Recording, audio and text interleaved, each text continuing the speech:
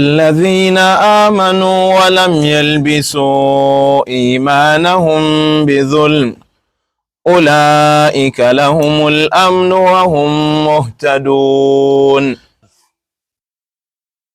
بسم الله والحمد لله والصلاة والسلام على رسول الله وعلى آله وصحبه ومن والاه وبعد، فإن أصدق الحديث كتاب الله تعالى وخير الهدي هدي محمد صلى الله عليه وسلم وشر الأمور محدثاتها وكل محدثة بدعة وكل بدعة ضلالة وكل ضلالة في النار والعياذ بالله. أما بعد، السلام عليكم ورحمة الله وبركاته.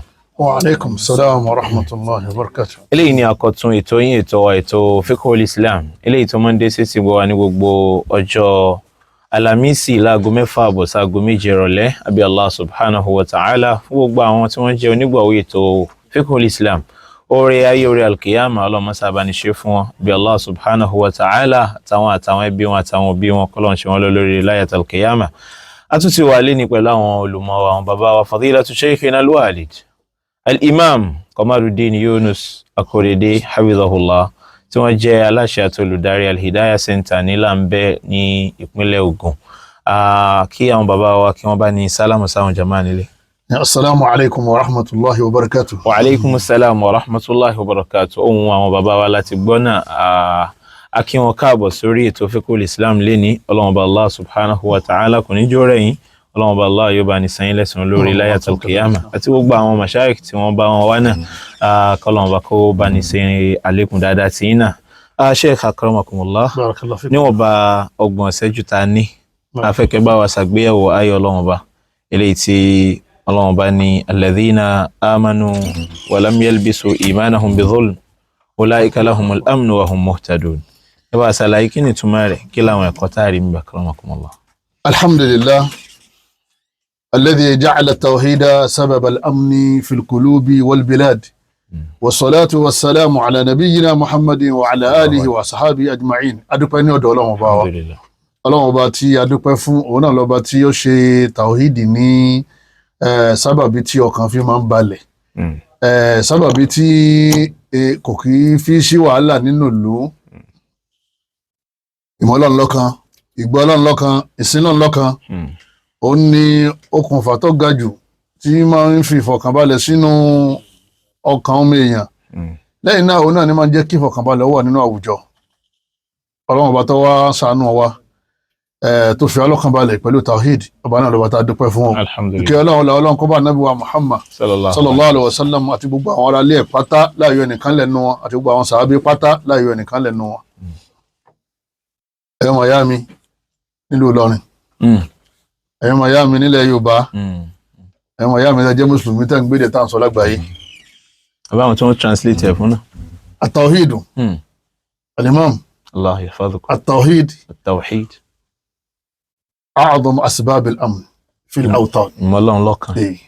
ìgbọ́ Ọlọ́run lọ́kan pé Allah nìkan lọ́lọ́, òun ló dá gbogbo nǹkan, òun darí gbogbo nǹkan, òun ní pààyàn, òun ní jẹ́ kéèyàn máa bẹ, òun ní gbèyàn ga, òun ní rẹ̀yàn lẹ̀, òun ní fún yàn, òun ní gbà lọ́wọ́ yàn. ìmọ̀ wá sin Ọlọ́run nìkan ni wọ́n pè ní tawhid. Ifradullah bi af'alihi wa ibadatihi. gbogbo àwọn iṣẹ́ tọ́lọ́run nìkan máa ń ṣe, lágbàpọ̀ nìkan ní máa ń ṣe, ni wọ́n pè ní tawhid. káwa gbà pé ẹni tí ó yàtọ̀ sọ́lọ́run, gbogbo tọ́lọ́run dá ní ẹlẹ́ẹ̀kejì o. nǹkan méjì náà lọ́wọ́ al-khaliqu wal-makhluq. ọba adẹ́dà àti ìtaàdá, ọba adẹ́dà dúró lọ́tọ̀, gbogbo tó wá kú lẹ́yìn Ọlọ́run ọ̀kan náà gbogbo wọn. ẹ̀dá Ọlọ́run ni wọn. ìtọ́lọ́run ọba aláà máa ń ṣe yẹn, ká gbà pé ẹlòmíì ò lè ṣe lẹ́yìn Ọlọ́run, náà ń pè tawhid. lẹ́yìn náà ìmọ̀ wá sin Ọlọ́run nìkan láì ní sin kankan míì nínú tó dá ni wọ́n pè ní tawhid. ìwárán lọ́wọ́ lọ́dọ̀ Ọlọ́run nìkan láì ní wárán lọ́wọ́ lọ́dọ̀ tó dá ni wọ́n pè ní tawhid. sásọ́dọ̀ Ọlọ́run nìkan láì ní dọ́dọ̀ ẹ̀dá kan wípé òun fẹ́ sásọ́dọ̀ ẹ̀ ni wọ́n pè ní tawhid. ìmọ̀ fẹ́rí kanlẹ̀ fọ́lọ́run nìkan, máa rùkú fọ́lọ́run nìkan, òun ni wọ́n pè ní tawhid. ẹ̀yin bàbá wa, ẹ̀yin ìyá wa, ashirku didu tawhid, ẹbọ òun náà ni opposite tawhid. huwa a'zamu asbab ar-ru'b wat-tafruqa wal-hurub wal-baghda wash-shahna. La ilaha illallah. òun ni ẹ̀ṣẹ̀ tó burú jù, tó sì jẹ́ pé òun ni sábàbí tọ́kàn yìí fi balẹ̀. gbogbo ẹni tí ó bá ti mú nǹkan mímọ́ Ọlọ́run ò ní fi lọ́kàn balẹ̀. lẹ́yìn náà yóò máa dá wa lálẹ́ ẹbọ ló dá wa lálẹ́ láàrin àwọn ànábì Ọlọ́run àtàwọn ọjọ́ wọn kì í sọ̀rọ̀ bírù wàlídẹ́nì kì í sọ̀rọ̀ kókò sọ́jà kì í sọ̀rọ̀ sílátìl arham ẹ̀sùn kan ibi kó dá wa lálẹ́ ọ̀rọ̀ wà kó dá wa lálẹ́ má sin tọ́lọ̀ ń dá má bọ̀ ń tọ́lọ̀ ń dá ìlọ́dá fìtínà lẹ̀ láàrin àwọn ànábì Ọlọ́run àtàwọn ọjọ́ wọn kọ̀ wá síbi tí ẹbọ wà tí ibi ọ̀fọ̀ kan balẹ̀ àwọn afọ́ àwọn fẹ́rí gbárí báyìí wọn ní lọ lójú kan náà àwọn ọ̀dọ́ wọn mọ̀ lera wọn ká gbogbo àwọn tó jẹ́ àwọn èèyàn nílùú ọkàn wọn ní balẹ̀ nítorí pé tí ìbọ̀rìṣà bá ti wà nínú ìlú Ọlọ́run jẹ́ yíwa nínú àyàtà fẹ́ kàyí pé kò ní sífọ̀ kan balẹ̀ mbẹ́ mọ́ṣáláṣí ò lè rẹ́ gbogbo mọ́ṣáláṣí káwọn ní kí mọ́ṣáláṣí ó tó táwọn kan bá ti ń sá ìbọ̀rìṣà láàrin wọn fọ̀rákù tó tó sí fọ̀rákù ńlá ni ilé ikọ́ ò lè ṣẹ́tù nígbà ọmọlẹ́kẹ́ wa ti gbọ́ta ìdí ẹ̀ tí a bá ní ìbọ̀rìṣà lòun máa ṣe ẹ̀yin bàbá wa ẹ̀yin ìyá wa ọjọ́ ń lọ gbogbo àwọn imam gbogbo àwọn àlùfáà ẹbọ burú débi pé kò sẹ́nìkan tí wọ́n fi ròyìn téèyàn ní yarí. kódà ẹlẹ́bọ gan. tí wọ́n bá ní ẹlẹ́bọ ni ọ́ èèyàn pè rọ́ òun èsì ẹlẹ́bọ oníṣẹ̀ṣe lò pẹ̀lú. tí wọ́n bá fi ẹbọ ròyìn lè mọ́mọ́ yọ jà tí wọ́n bá fi ròyìn ọmọ lè kíó tí wọ́n bá fi ẹbọ ròyìn ìlú táwọn aráàlú yẹn tí wọ́n bá mọ tí ń jẹ́ bẹ́ẹ̀ wọ́n gbọ́dọ̀ dákẹ́. ẹbọ bò. ipe àwọn èsì ẹlẹ́bọ nítorí pé ẹbọ dáa ẹbọ ìtumọ̀ ni pé èèyàn gbọ́ lọ́n kalẹ̀ ọ̀pá àti ọwọ́ lọ lè máa sin tọ́lọ́n dá tọ́lọ́n jọ dá wa papọ̀ bóòlù ẹnìkan ó sì wá máa sin ẹnìkan ana mahalukun wa anta mahalukun. àwọn ìwà mọ̀ gbéjọsìn fún ẹ̀dá ẹgbẹ́ mi. wọ́n dé mi wọ́n dáwọ́ bóòlù àṣà àjọ máa sinra wa. dèdè lèmi àti wọn. wọ́n dági wọ́n dé mi èmi ó sì wá máa singi wọ́n dárin wọ́n dé mi èmi ó sì wá máa sinrin wọ́n dá omi wọ́n dé mi èmi ó sì máa san omi tán ní kí n máa bù wẹ̀. tẹni tó sì dá gbogbo wa ń bẹ. omi tán ní ká máa bù mu ká máa fi tábà. Àní Abdullahi ibn Mas'ud ẹ̀yin bàbá wa ìyá wa nílùú Ìlọrin ìlú Ìlọrin la wà yàbí. Bẹ́ẹ̀ni ìlú Ìlọrin tó yà ẹ̀fẹ̀. ẹ̀jẹ̀ àwọn sọ dodo. Torí pé alhaqqu la yamutu òdodo ò ní kú. Walhaqqu ahaqqu an yuqal. Rubama ashabul haqqi yamutu. Àwọn tí wọ́n sọ dodo ni wọ́n kú lọ́kọ̀ọ̀kan àmọ́ dodo báàkì ila qiyam as-sa'a yóò máa ṣẹ́kù ní táyọ̀ fi ṣe kíní táyọ̀ fi parẹ́. أفا عبد الله بن مسعود رضي الله تعالى عنه قال لما نزلت الذين آمنوا ولم يلبسوا إيمانهم بظلم أولئك لهم الأمن وهم مهتدون onígbà tí àyà yìí sọ̀kalẹ̀ ní àyà náà Ọlọ́run bá ní الذين آمنوا Ọlọ́run bá ní àwọn tó bá gbàgbọ́ tí wọ́n ní tawhid ولم يلبسوا إيمانهم بظلم tí wọ́n wá lọ àbòsí mọ́ ìgbàgbọ́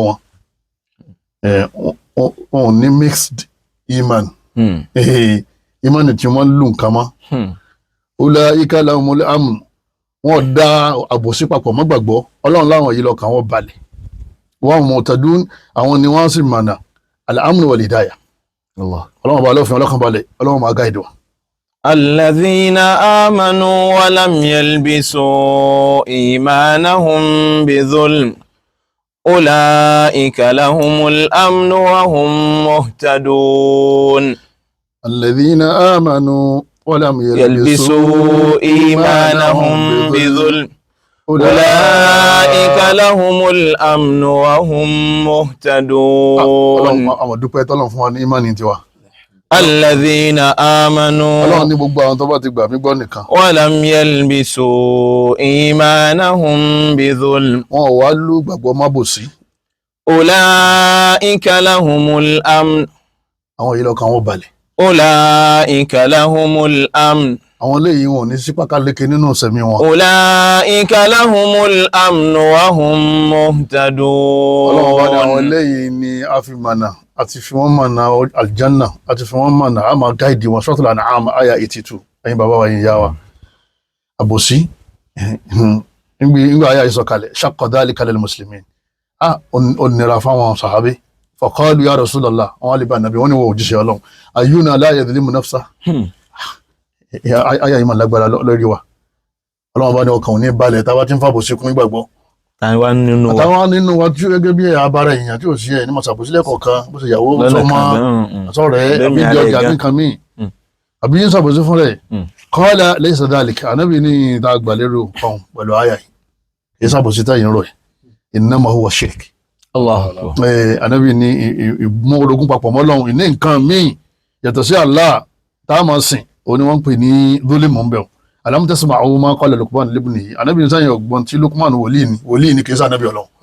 Wòlíì Luqman ẹ̀gbọ́n tó sọ fọ́ mẹ́rin. Ya bunayya la tushrik billah. Wa huwa ya'idhuhu yín ṣe wáàsí fún ní Wa huwa ya'idhuhu ya bunayya la tushrik billah. ọmọ mi má máa ṣẹbọ. Inna ash-shirka la dhulmun adhim. Torí pé ẹbọ ṣíṣe òun ni àbòsí tó ga jù. Ànábì fi àyà yẹn tú àyà tàlá kọ̀ọ̀kan. Ẹbẹ gbọ́tọ́lọ̀ ní inna ash-shirka la dhulmun adhim. Àbòsí pọ̀ tí yẹn máa ń ṣe. Àmọ́ ìtọ́ ga jù ní kéèyàn máa ṣẹbọ. Ọ̀n sábòsí ni. Suratul Luqman. Àyà 13 ló wà. Wa idh qala Luqmanu libnihi wa huwa ya'idhuhu ya bunayya la tushrik billah. Gbogbo àwọn ará lọ́rí kápẹ́ àwọn ọmọ wa wípé Ya bunayya la tushrik billah. àmọ́ gbọ́ táwọn kan là ń ṣẹbọ lọ́rí. Wọ́n ṣẹbọ ń tiẹ̀ o. Tí gbogbo wa ká fa ọmọ wa létí. Ya bunayya la tushrik billah. Má bá wọn ṣẹbọ o. Inna ash-shirka la dhulmun adhim. Àbòsí ńlá ni. Ẹ̀yin bàbá wa, ẹ̀yin ìyá wa. Ẹbọ. Wàhálà ńlá ni o. Nígbà tí wọ́n wá wàhálà láyé ẹ̀, ọmọ ṣẹbọ. Ọlọ́run sọ fún Nábì wa Muhammad sallallahu alaihi wa idh qala Ibrahim rabbi ij'al hadha al-balada amina. Ànábì Ibrahim ṣàdúrà ní wọ́n Ọlọ́run mọ́sà ìfi Mákà yìí mọ́sà ṣe nílùú ìfọ̀kànbalẹ̀. Ọwọ́ sọ tí kò ní jẹ́ kí ìfọ̀kànbalẹ̀ ó ṣẹlẹ̀. Wajnubni wa baniya an na'buda al-asnam. Ó ní wọ́n Ọlọ́run bá àtẹ̀mí àtàwọn ọmọ mi àrọ́mọdọ́mọ mi mọ́sà ilé wa jìnnà sí ká máa bọ̀rìṣà àjọbọ ní asnam. Mọ́jà máa bá wọn kópa níbi máa bá wọn bọ̀rìṣà mọ́jà bọ̀rìṣà o torí pé ìbọ̀rìṣà ní máa mú ìfọ̀kànbalẹ̀ lọ. Ìlú yìí fi lọ́kànbalẹ̀ wà lè wà jìnnà sí tí ò ní jẹ́ kọ́kàn ó sí kíní ọkàn balẹ̀ òun náà ni má bọ̀rìṣà. Suratu Ibrahim aya 35 lọ́wọ́ Ọlọ́run sanulqi fi qulubi alladhina kafaru ru'ba bima ashraku billah. Ọlọ́run sẹ làwọn lẹ́m̀bẹ́ Ọlọ́run gbogbo àwọn kèfèrí tí ń bẹ láyé tí wọ́n ní máa ní sọ Ọlọ́run tí wọ́n gbọ́ Ọlọ́run gbọ́ Ọlọ́run láà fi ru'b Ọlọ́run ni a fi ìjáyà sínú ọkàn wọn torí pé wọ́n ṣẹbọ pẹ̀lú Ọlọ́run.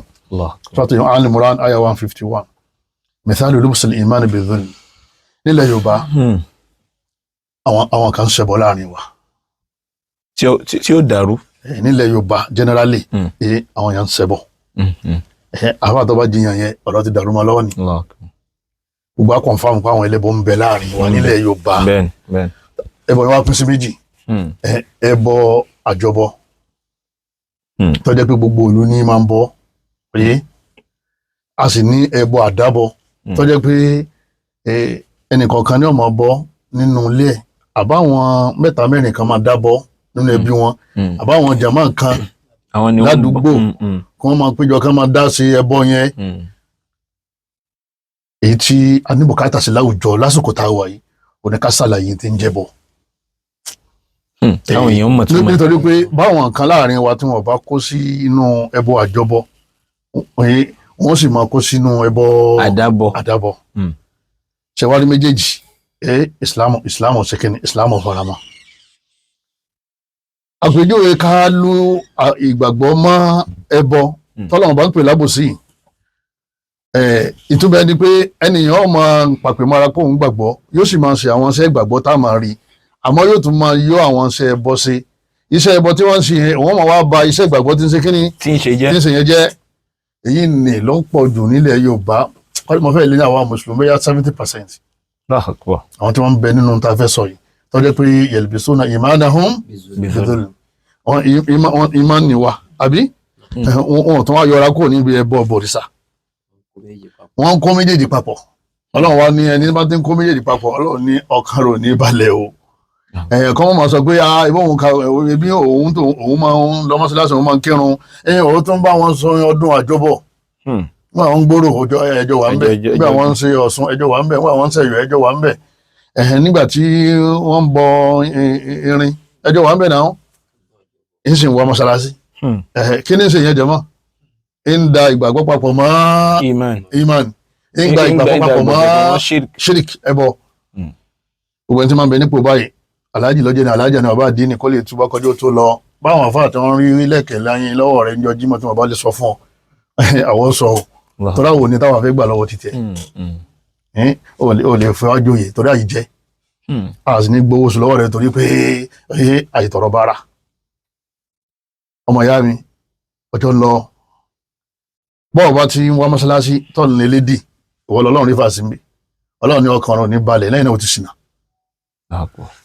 òní ní ìfọkànbalẹ̀ ọlọ́run sì ní gáìdẹ̀ àwọn tó ń wọ̀ bá da méjì papọ̀ lọ́wọ́ ní ọ̀láyíká láwọn amúniwọ̀hún mọ̀tẹ́dùn ẹlẹ́ẹ̀kejì nínú àwọn àdàlú ẹ̀sìn àdàlú ìgbàgbọ́ àdàlú òun náà ni kéèyàn máa sọdún léyà máa sọdún àwẹ̀ ká tó máa rí níbi ọdún àjọbọ wọn bọ̀ rẹ̀ sáà ń lò wọn náà tó dìde òní ìbọ́dún nìkan ló ń bá wọn sí wọn sábà wọn bọ́ níbo tó ń sọdún àwẹ̀ wọn òye ìmánì nìyẹn wọn sọdún léyà ìmánì nìyẹn àwọn gbọ́dọ̀ bá wọn sọdún ẹbọ mọ́ nínú àwọn àpèjúwe àwọn tí wọ́n ń da ìmánì papọ̀ mọ́ gbàgbọ́ òun náà ni àwa mùsùlùmí tí a máa ń ṣàdó owó àdó owó dáa kí ni máa ṣàdó owó ànábì gan máa ń bẹ lọ́hùn owó dáadáa àdìsíkì dáa aláàlí ànábì àní aláwọ̀ iná a'udhu bika minal kufri wal fakri ọlọ́run sọ mi wọ́n jí ń ya kèfèrí wọ́n jí ń di oníṣẹ̀ṣe wọ́n sì jí ń ya olòṣì lẹ́yìn náà la hawla wala quwwata illa billah ó dáa fẹ́ni tí máa ń wówó la hawla wala quwwata illa billah ọkọ̀ sẹ́ni tó lè múyàn lówó àfi pẹ̀lú agbára ọlọ́run ọba tí ń ṣe àṣírí ọmọ bọ̀ kí ni àdàdé kò ní nọ́mbà ọmọ kálọ náà ni ya Razzaqu urzuqni èèwọ̀ ọlọ́run ọba ọba Razzaqu fún mi yọ bọ́ọ̀ bá ti ń tẹnu ọyọ́ padà fún ọ kí ló wá tún wá débi kó tún wá máa bá àwọn ṣògùn owó ẹni tí ṣògùn owó tí ń jà sí jẹ ojú màálù 15 ni o àbí 16 àbí obì gbàǹjà àwọn èèyàn ń jẹ ìjẹkújẹ ní látara kan lè lówó àwọn èèyàn ń sìn àwọn náà ń sìn yá Latif wọ́n dá kí ni ìmánì papọ̀ mọ́ ẹbọ ni wọ́n máa ń pè ní tíra àti gàrí tíra òun lọ́wọ́ òun làdúà gàrí tíra lògùn. yà aláwọ̀ lọ́fà ń bi àdúà yà àyàsẹ́ lọ́fà ń bi ṣíríkù. bẹ́ẹ̀ni ọ̀pọ̀lọpọ̀ àwọn lè mọ́mọ́ àwọn àfa àwọn tí wọ́n ń pera wọn ní olùjíṣẹ́ ọlọ́run méjèèjì wọ́n fáwọn èèyàn wọ́n ní àfa àdúà yẹn ti wọ́ ṣe tó bá dìrọ̀lẹ́ kọ́ wá gba kínní ẹ̀. alladhina amanu wa lam yalbisu imanahum bidhulm ọlọ́run bá ní ẹ má dà pọ̀ ọ̀kan ní kẹsí kínní kẹmú nílẹ̀ Yorùbá àwọn kan bẹ tọ́jú pé àwọn náà ń bẹ nípò pé àwọn náà ń dà pọ̀ pé ìmánì aládàlú ni wọ́n ń gbé káàkiri ọlọ́run sì ní gba ìmánì aládàlú oníkọ́ ọmọ ká kùrùsí ìwé kọ́ lọ́n sọ níbi aburú ọmọ ká subhanallahi wa ni'mal wakil gbogbo tí ń sọ yẹn mi bá ti ń ka ipa ò ní ká o bismillahi alladhi la yadurru ma'a ismihi shay'un fil ardi wa la fis samawati wa sami'un alim àdéhùn ìjọba ka mẹ́ta tí ló fi sọ aburú kankan ní ṣe tó nígbà wa ka kùrùsí tán tó ka subhanallahi tán ọkà fálákì àti nas lọ́ba tó gbẹgbẹrẹ má tó ń sin gbẹrẹ wọ́n ń làbísà ìmánà pẹ̀lú kíni pẹ̀lú ṣíríkì wọ́n ń da ìmánì papọ̀ mọ́ òkùnkùn agbẹ́rẹ̀ yàwó ká ní ẹwà lẹ̀ ṣẹbọ ẹni ò ṣẹbọ lẹ́wọ̀n kò sẹ́ni tí ń ṣẹbọ ẹ sì ń ṣe yìí àwọn tó ń sin gbẹ́rẹ̀ ò sí láàrin wa ẹni tí ń sin gbẹ́rẹ̀ àti ẹni tí ń bọ Ọ̀ṣun kí ni yàtọ̀ láàrin àwọn méjì ẹni tí ń bọ Ògún àti ẹni tó jẹ́ pé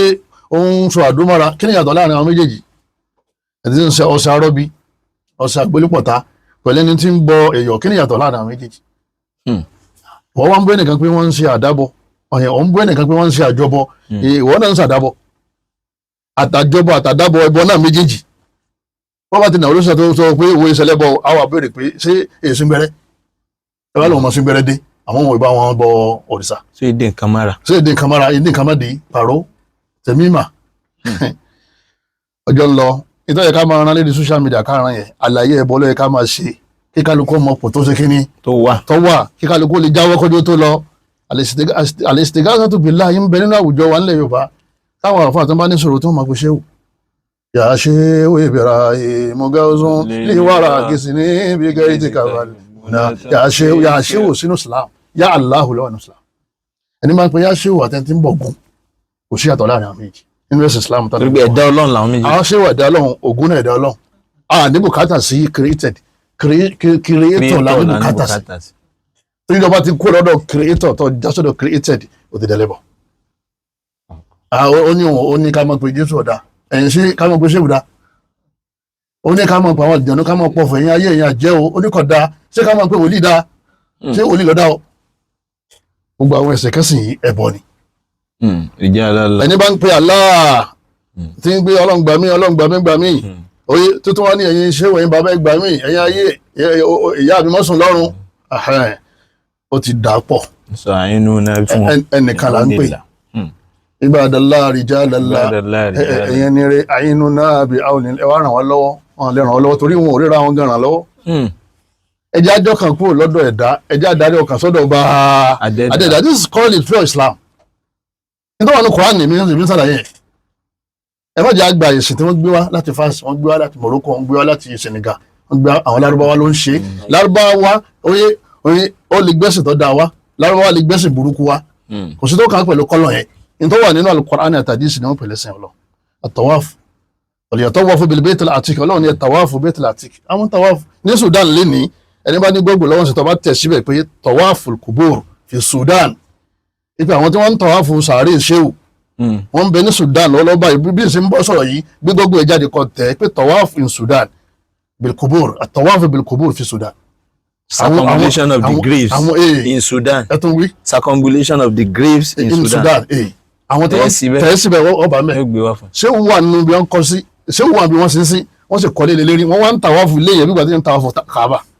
ilẹ̀ Yorùbá wa yìí ni obìnrin kan tó mọ̀ pé rẹ̀ ń dá ayé àti lọ sí ó lọ síbi tí wọ́n máa ń lọ yẹn ó wá débẹ̀ wá ń kọ́ àwọn èèyàn ráùndì pé labbaik Allahumma labbaik níbi sàárè Ọlọ́run wọlé yatawafu bil-baytil atiq falyabudu rabba hadhal bayt sọ pé ìbádà ni tawaf ẹni tó bá ti ń ṣe fún ṣéwù ó ti dẹlẹ́bọ̀ Ọlọ́run ni apẹran ẹran kó ma káni bismillah wallahu akbar ẹran léyà ẹran àdáyà maka àbí gbogbo àwọn ilé ẹran ẹ̀sìn ni ẹlòmíì wọn ń lọ papọ̀ bí ṣe ń pẹran kó ma ti ń pẹran léyà tí ní bismillah ní tó ń pẹran fóògùn ní tó ń pẹran fóòsàn ní tó ń pẹran fọ́sẹ̀ wọn ń lọ pọ̀ ayébá ní adìẹ tó wà nílẹ̀ yẹn kílẹ̀ fi ṣe ní ọmọ fẹ́ jẹ́ ni bismillah wallahu akbar ọ̀dà àmọ́ adìẹ tó wà nílẹ̀ yẹn fẹ́ fi ṣe adìẹ rànà ní bó ṣe wà yẹn bàbá lò tán ipò ọ̀tọ̀ tó káyàn mọ́ ẹ̀bọ ló ń ṣe ẹ̀wọ̀n ọmọ yàrá ti ń gbẹran olùwòdó yà ẹ̀yàn lé ẹ̀gá kurban àbí kurban làwọn ń pè nǹkan tá a pata fi súnmọ́ lọ kurban pèsè ńkọ́ èyí tí wọ́n máa ń gbé síríta mẹ́ta ọ̀gá ńlọrin náà ní ti ń sọ lónìí ẹgbẹ́ pèsè tọrọ yìí bá fẹ́ dàrú ó ní etí kọ́rọ̀ dàbá kurbana ó ní sẹ́fọ́ wà ní kuran yìí tọ́lọ̀ ní ká máa gbé pèsè àfáàní ọmọlé àfáàní ṣé ìgbà àwọn eléyìí bọ́ ni wọ́n ti àlùmọ̀ lọ tí ìmá sì wọlé ayé kò ní padà wá mọ́ ẹ̀ẹ̀kan náà opportunity ẹ̀ẹ̀kan náà lání ọlọ́ni wala tamutunna illa wa antum muslimun ọlọ́run bá ní ẹ gbọ́dọ̀ mọ́kùn ní muslim ara tán ń pè ní islam lélẹ́yìn àwọn yẹn ń pè orúkọ ọlọ́run ya allah ya latif ya rahman ya gafar wọ́n tún pè ya shija kasisu ya rauka ya ilu ya fatata ya ilu ó di mélòó jama yalbisuna al-imana bi zulm ọ̀kan ló mú. الذين آمنوا ولم يلبسوا إيمانهم بظلم. Ọlọ́run bá ní gbogbo àwọn tí wọ́n bá gbàgbọ́ tí wọ́n fàbòsí kún ìgbàgbọ́ wọn ò fi ẹbọ kún. أولئك لهم الأمن وهم مهتدون. Ọlọ́run láwọn ni ọkàn wọn balẹ̀ tó bá ti dé lójú kan orí ọkàn wọn balẹ̀ ọkàn tí wọ́n balẹ̀ alhamdulillah ọkàn wọn balẹ̀ nítorí pé ojú kan là wá dúró ìwọ ń ṣe ń bí o tún ṣe lẹ́gbẹ̀ẹ́ lọ́hùn. Àníyàn ni wọ́n rà fún anáwó makana aliyah yóò ní ọlọ́mọsá gbẹmíga báyà koran ni máa kà á kí ló tún wá lọ́dọ̀ àwọn aláwo tó ní kápọ̀ àwọn àgbààgbà nínú ìsìlámù wáyé ń lọ́dọ̀ àwọn aláwo tí wọ́n ń lọ lè bá wọn pé kí wọ́n pa àwọn káwọn lè jẹyàn káwọn àwọn lọ́wọ́ káwọn náà lè ga ojú kan lọ máa dúró.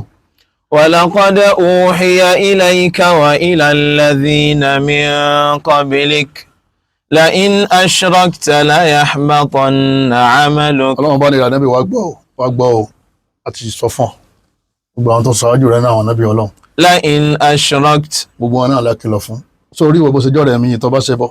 ليحبطن عملك. gbogbo ṣẹ́rí tó ṣe yọ́ bàjẹ́. ولتكونن من الخاسرين. lẹ́yìn náà ó máa ṣòfò ṣẹ́ rẹ̀ ìwọ náà ó sì ṣòfò pẹ̀lú ẹ̀.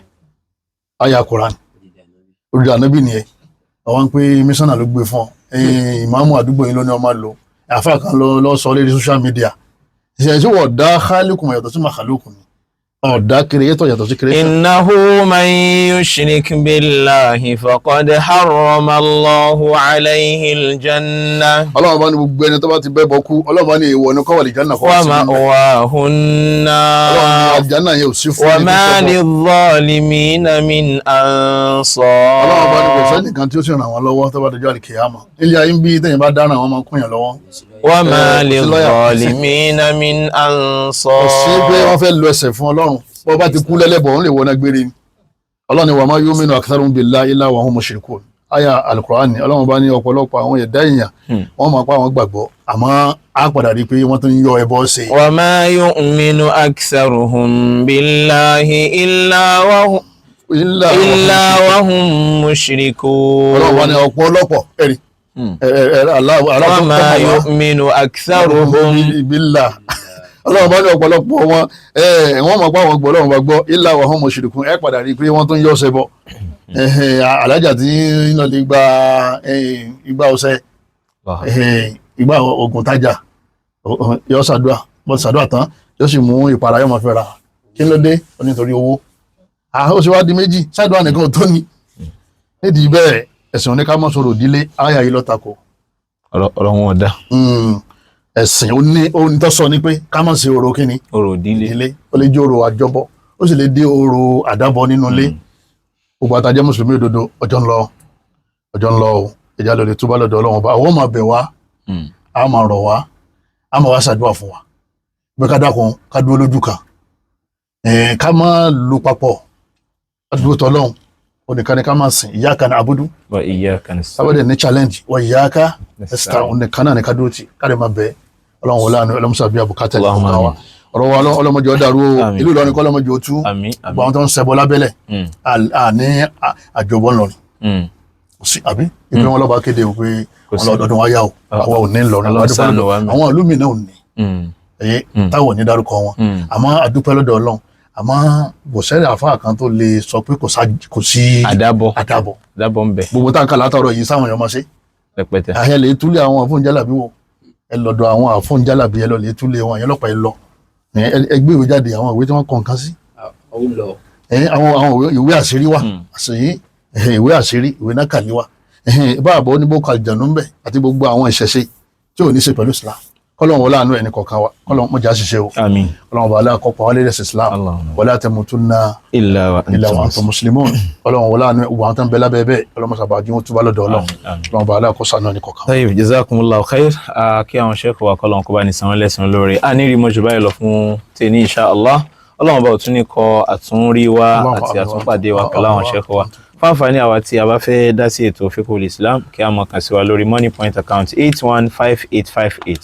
8158582717 nọ́mbà wa tí a bá fẹ́ pè lẹ́yìn ètò 08038111940 wasalaamu alaykum wa rahmatulahi wa barakatuh. alladhina amanu wa lam yalbisu imanahum bidhulm ulaika lahumul amnu wa hum muhtadun.